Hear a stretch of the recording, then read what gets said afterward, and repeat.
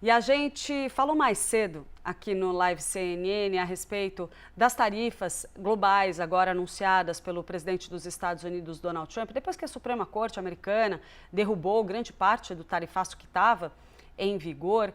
E a gente também traz isso para o contexto da nossa indústria aqui no Brasil. O governo brasileiro fazendo um movimento de diálogo com os Estados Unidos, mas olhando também para uma proteção da nossa indústria. E como parte desse movimento, o governo brasileiro anunciou uma mudança nos impostos de importação de mais de 1.000 produtos que entram no Brasil.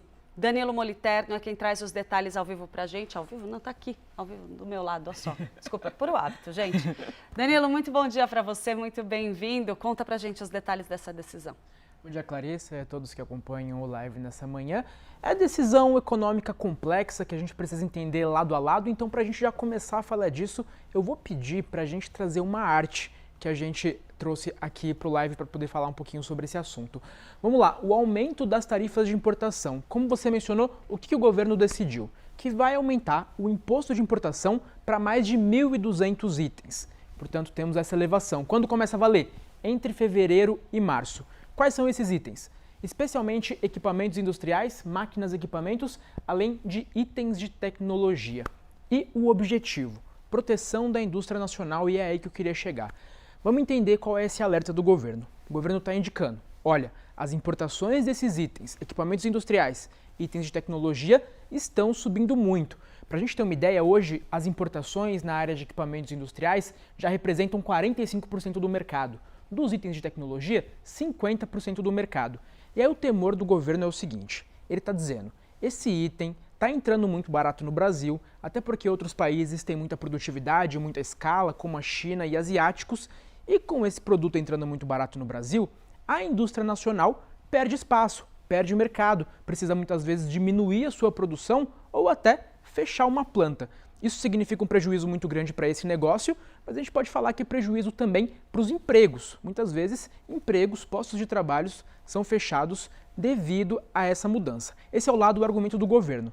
Vale sempre a gente ponderar qual que é o outro lado, o argumento de quem está criticando essa decisão, que é especialmente aquela indústria que utiliza essa máquina e equipamento, que utiliza esse item de tecnologia como insumo e não como consumo. Vamos entender, dar um exemplo aqui. A gente tem uma indústria têxtil, que muitas vezes importa uma máquina de fiação para fazer o seu produto final, uma camiseta, uma calça, qualquer outro produto. Ela importa então mais caro esse produto e a partir desse momento pode haver um impacto a ser repassado, por exemplo, no preço. Então, a gente tem, de um lado, esse dilema, que é o governo tentando proteger a indústria nacional, e do outro lado, a gente tem esses setores indicando que pode haver um impacto no preço. E aí, para finalizar, a gente fala sobre o que o governo diz quando toma essa decisão, diz que é uma tentativa de proteger a indústria nacional, mas a gente tem que ser também um pouquinho astuto para trazer aqui outras possibilidades de objetivos. A gente contou no começo do ano que o governo adicionou na lei orçamentária uma rubrica extra de 14 bilhões de reais em arrecadação com o imposto de importação. Naquele momento, quando o governo pediu para a relatoria para incluir essa arrecadação extra de 14 bilhões de reais para fechar as contas, a gente não sabia exatamente de onde isso ia vir.